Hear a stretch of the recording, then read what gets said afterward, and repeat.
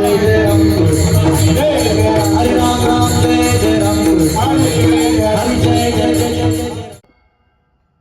या कार्यक्रमासाठी आवर्जून आलो आणि आल्याच्या नंतर मला 2-3 गोष्टी कळाल्या. का साहेब ओ मडके महाराज, हा कार्यक्रम जे असणारे आमदाराने ठेवलाय ना, हा आमदार 5 वर येतो, त्या ठिकाणी 5 वेळेस आला निवडून, याच्यात नवल नाहीये. मग मडके महाराज हा जो निवडून आलेला आमदार आहे ना, या महाराष्ट्रामध्ये धाकली पंढरी पंढरपूर असेल, या महाराष्ट्राचं भूवैकुंठ पंढरपूर असेल महाराज, पण विकासाची पंढरी या पांडुरंगानं निर्माण केली महाराज. काय महाराज त्यांचं वाजत हे काय महाराज, परमार्थ सुद्धा सिद्धेबल देवा, हे देवा शपथ सांगतो महाराज, परमार्थ सुद्धा सिद्धेबल झाला महाराज. पटकन बोलत की वर्षाला दिवस किती? 300 बोला ना, 365 दिवसातून सप्ताह किती दिवस आहे? 7-8 दिवस, बरोबर आहे नाही? 8 दिवस सप्ताह आहे, तरी एखादं म्हणलं काठ आहे कीर्तन आहे ना बाया मारा कमर दुखत. लक्षात ठेवा, कीर्तनाला माणसं येतात. माझे शब्द जरा अंडरलाईन करा. कीर्तनाला भक्त माणसं येतात, कारण पशु काय पाप पुण्य जाणती आणि उत्तम मध्यम. तुम्ही आजपर्यंत म्हशी कधी कीर्तनाला पाहिला का? म्हशी कधी कीर्तनाला? घरी बसून माझ्या नवऱ्याची बायको पाहणाऱ्या सोडून इकडे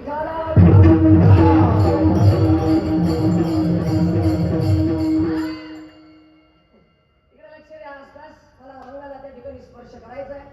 मी अभंग निवडलाय, काय सांगू आता संताचे. बस या अभंगाचा परफेक्ट पाठ करायचा. 1 वर्ष मडके महाराज डोक्यात राहायला पाहिजे.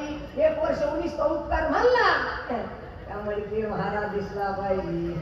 आता इकडे लक्ष द्या. ऐका या ठिकाणी या कार्यक्रमासाठी मला ज्यांनी बोलवलं सगळ्यांच्या चरणावंदन. सगळ्यांचं नाव घेणं काही शक्य नाही, पण ज्यांचं ज्यांचं नाव घेतलं ते देव आणि जे राहिले ते महादेव. सगळ्याला वंदन. आई इकडे लक्ष द्या. आता ऐका. तुकोबाराय महाराज, तुकोबाराय महाराज म्हणतायत, काय सांगू आता संताचे उपकार. महाराज म्हणले संताचे आमच्यावर उपकार आहे बा, पण जगद्गुरु तुकोबारायनं घेऊ गावातल्या माणसाला प्रश्न केला का, हो तुकोबा तुम्ही म्हणताय संताचे उपकार आहे, संताचे उपकार आहे, संताचे उपकार आहे, पण हो तुकोबा संत नेमकी म्हणायचं कोणाला? कारण आज कोणी उठतोय, कोणाचा पिल्ला खिशाला लावतोय, अलग निरंजन बाबा बम. लक्षात ठेवा. मग नेमके संत म्हणायचं कुणाला? तर महाराज म्हणतात, काम क्रोध मग मत्सर दंभ आणि अहंकार या षड विकारावर ज्यांनी त्या ठिकाणी अधिकार प्राप्त केला, काम क्रोधावर विजय मिळवला आणि या पृथ्वीच्या समाजाच्या असणाऱ्या उद्धारासाठी अखंड स्वतःचा देह जिजवला, त्यांना संत असं म्हणतात.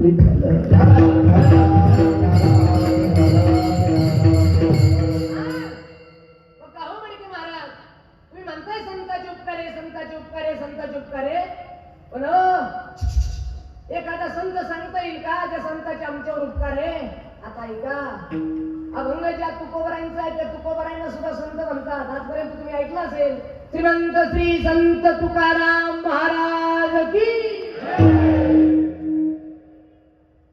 तुकोबाराय अभंग रचत होते, तुकोबाराय नाना म्हणत होते की काय सांगू आता संताचे उपकार. महाराज म्हणायचे या संताचे आमच्यावर उपकार आहे, पण देऊतला एक जण म्हणला का हो तुम्ही म्हणताय संताचे उपकार आहे, संताचे उपकार आहे, संताचे उपकार आहे, पण हो तुकाराम महाराज आम्ही तुम्हाला बी संतच म्हणतो ना, मग तुमचे सुद्धा आमच्यावर उपकार असले पाहिजे बुवा. तुकोबाराय म्हणले, अरे मी काय या जगावर ज्यांच्या पुढे संत असं लिहिलेलं आहे ना, त्या प्रत्येकाचा तुमच्या आमच्यावर काय उपकार आहे. आता ऐका. ज्या तुकोबारायांचा अभंग आहे त्या तुकोबारायांचा तुमच्या आमच्यावर उपकार सांगतो. इकडे लक्ष द्या. तुमचा आमचा जीव आहे, तुमचा आमचा जीव या असणाऱ्या मुक्ती लोकांमध्ये जन्माला आला आणि जन्माला आल्याच्या नंतर ज्यावेळेस आपण आईच्या गर्भात असतो त्यावेळेस देवाला सांगत असतो, देवा एकदा फक्त मला या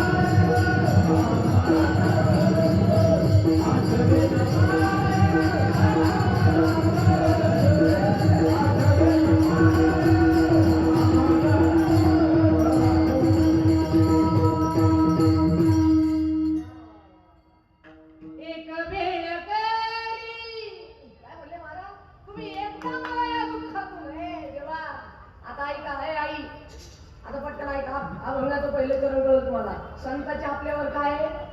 ए बोला ना.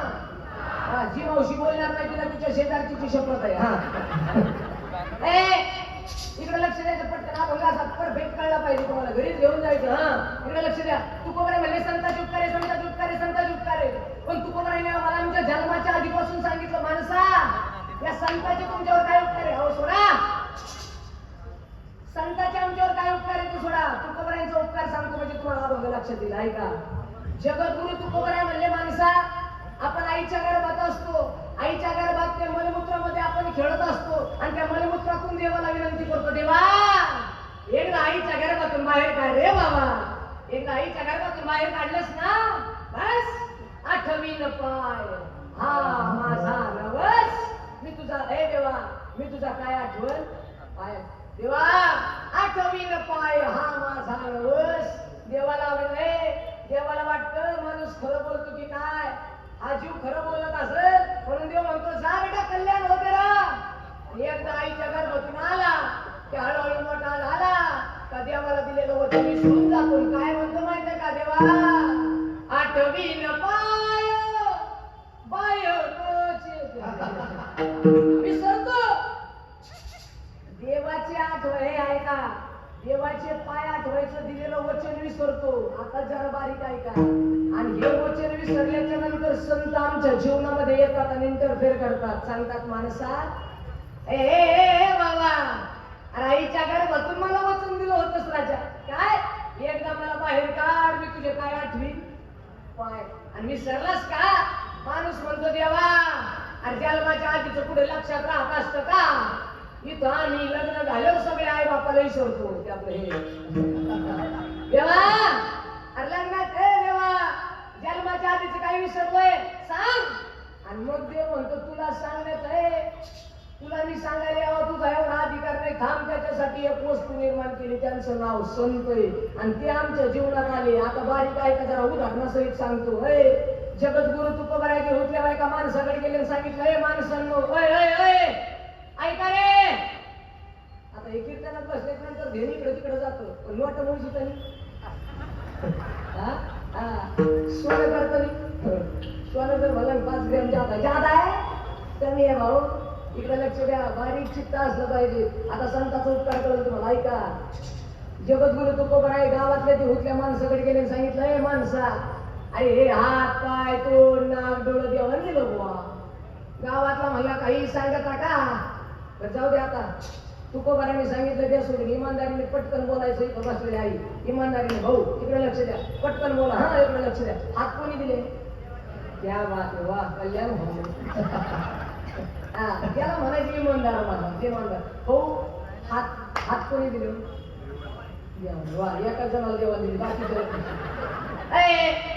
पुरुष म्हणजे पाय कोणी दिले पाय आपलं कीर्तन असं परफेक्ट ऐकायचं परफेक्ट. हा तोंड कोणी दिलं तोंड आई हे बसल्या चकमावल्या आजी इमानदारीने सांगा कान कोणी दिले. देवाने जर कान दिले नसते तर चकम्याच्या दांड्या पुढे दिले बरोबर बरोबर जाऊ दे चकम्याचं जाऊ दे माती इमानदारीने सांगा पटकन नाक कोणी दिलं. देवाने नाक दिलं नसतं नसते का बांगडी लागली आणि हेच तुकोबरायांनी प्रमाणाशी समजून हात पाय